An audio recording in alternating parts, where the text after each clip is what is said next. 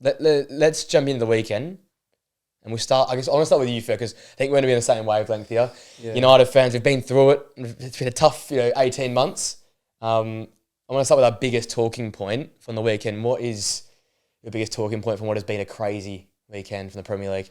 Yeah, so as a United fan, it's pretty hard to go past United, but just some honourable... Yeah, got to chuck him in honourable mentions. Sunderland, a big talking point for me there is... It seems like for the first time we look at a team that go, okay, they truly do have the potential to break the curse, to stay up this year. But that also means that who's the team that could go down? And if we look at it from looking at every team, everyone's made signings or everyone's at least been able to retain their players, but there's one that hasn't, and that's Wolves. You worry about Wolves, yeah, it's a big one. It's a big talk, especially with the way... Unlucky, obviously, because you got City first week, so it does it. But them and Brentford, you got to be worried about, I think. Well, we look at how important some of their players are that they've lost at the back end of last year. Probably two of their main players. Yeah. Oh, 100%. Yeah.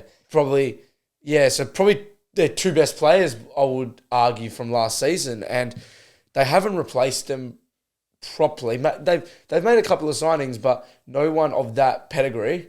And sure, a lot of these clubs we've seen Brighton in the past make signings that we go, who are they? Like they come, then they end up becoming superstars. But we're talking about like Mateus Cunha and Ainori. Like they were players that have continually for past seasons, and Cunha was just like doing everything for them, playing the 10, playing the striker, dropping in, and being able to on the half swivel. So.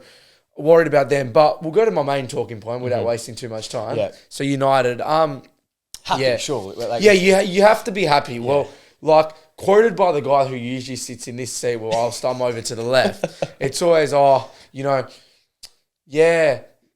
this coach doesn't have the right philosophy, and this is happening, and then he always goes on about. But a distinct playing style. And it's always this distinct. Well, we've got it now. Yeah, we've got this distinct. And the main thing I've been talking about all pre-season is, like, so far, Amarin has been pretty truthful in talking about, like, we're going to continue to lose. And I even remember after that City game, like, the City game early when we beat them 2-1. Yeah. I remember he goes... this is an anomaly. Like, we're going to lose and we're going to suffer. Yeah. And then he's like, at the end of the season, the suffering has come. The good times will come. Like, and he's now gone and pretty much made a squad that he wants. And sure, people like Mourinho have done this in the past. I'm not disagreeing with that. But he made a squad that he wants. He seems to have some sort of backing to the point where, like, he can tell Rashford to go. Garnacho, these players who United in the past have spent big money on and probably wouldn't have got rid of, I would say. Sign the likes of Mbeumo and Cunha, who we saw yesterday were absolutely outstanding. Then even the likes of like De Ligt and Yoro were outstanding. In my opinion, De Ligt was my man of the match last night. I had him man of the match as well, yeah. Yeah, so he was very good. The only bone I have to pick is... We look how promising that performance is. And you can look at this half glass full, half glass empty, and how promising it was. But I see it as, well, we signed Cunha early on in the window. And Mbeumo hardly gets a pre-season in. Yep. And Sesko doesn't get any pre-season in. Yeah. Why are those signings in which maybe not so much Sesko, because there was a couple other strikers that were in for, and probably that decision wasn't made so soon. But the likes of like Mbeumo, that was made straight away. Yeah. That needed to just go through, get a pre-season, because something like that could be the difference between 3 points on first match day one. He had 3 massive chances. If he's like a little bit fitter or like, I don't know, makes the run a little bit differently. Exactly. He scores and you win. But all in all, positives from that game. And you can also look at that from a glass full point of view, and you can go, well, if these guys haven't even hit their straps yet, these guys are still unfit. Well, what did we miss last night? We were absolutely structured, and we couldn't have been more structured. The way that our wing-backs were going forward, I believe that as time goes on, especially against those shitter teams, that Ahmed will be playing that right wing-back. Yeah, 100%. we saw how good Dogu was last night. Nearly scored a worldie. And so the potential is there. And it's now about just backing in these performances week in, week out. And I think he's starting to get his players. A little bit concerned still in that midfield department. Just on the basis of, I like Ugarte and Mainu, but I don't think they can play next to Bruno. I think they can play the Bruno role. Yeah, it's more so Mainu, probably. I put Mainu in that role and then you get a proper, like, I think Adam Wharton would be a great, because you can't get Belieber's done now. They've ruled it out. I don't think they have, though. I saw... I think Brighton have shut up shop. United they have, but Fabrizio made a comment sometime today and said it's still well on the table. Look, I'd rather Wharton, I think. I think he'll be a little bit cheaper, and I prefer him as a player. I think he's more defensively orientated than Belieber. I don't think that's what Amarin wants, though. I think Amarin really plans, and he hasn't done it so far, but he really wants to use Ugarte or Mainu. He just doesn't think they're ready. He wants to use them and he wants to leave the three at the back. Well, that's the thing. I'm fine with, but if you're going to play Bruno there, you have to get a more defensively orientated player because Casemiro can't keep up. I'd got Adam Wharton alongside Bruno. That for me then becomes different because last night that might have been a little bit of a difference maker. What's your thoughts on Ugarte? Because the whole thing is like he's an Amarin player.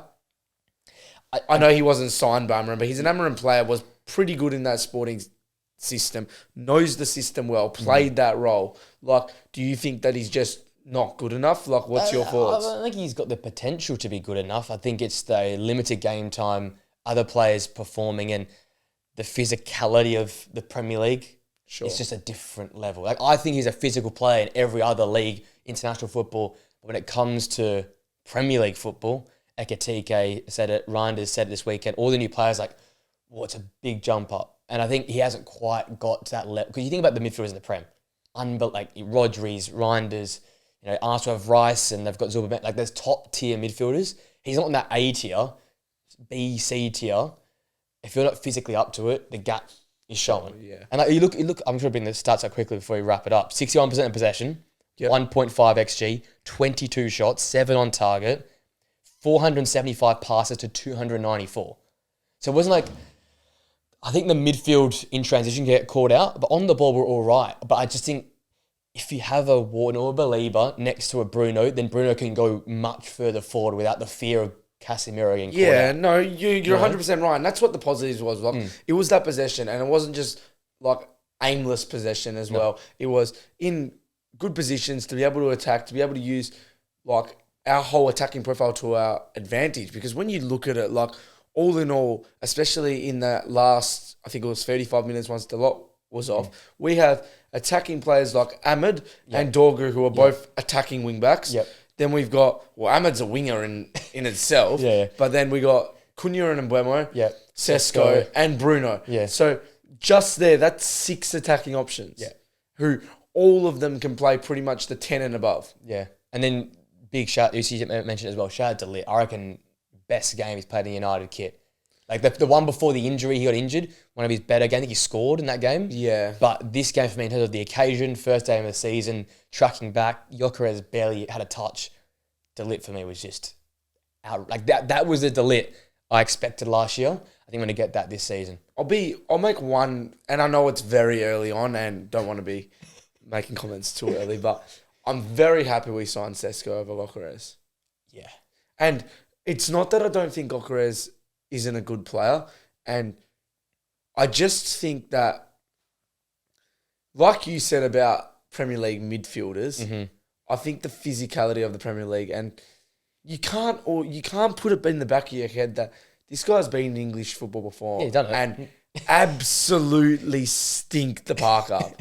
That's all he's done. Yeah. Like, he's gone to Sporting and he's been really good under a very attacking top team. Yeah. And yes, he was good in the Champions League, but again, like Sporting going to the Champions League with not much to lose, go play their free fall, like their 3-4-3, like attacking like football.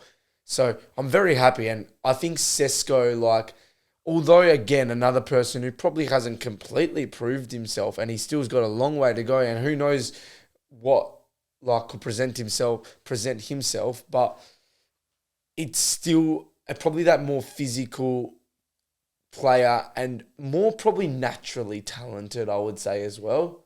I think the word for me is athleticism. We've got Tricky with Cunha and Mbeumo and Bruno. What we lack is athleticism and just jumping for headers. And he didn't have a great game, but when we were in that mess in the box, like you felt his presence because he's just quick to get to the ball. You know he's a heading opportunity. He can whip the balls in.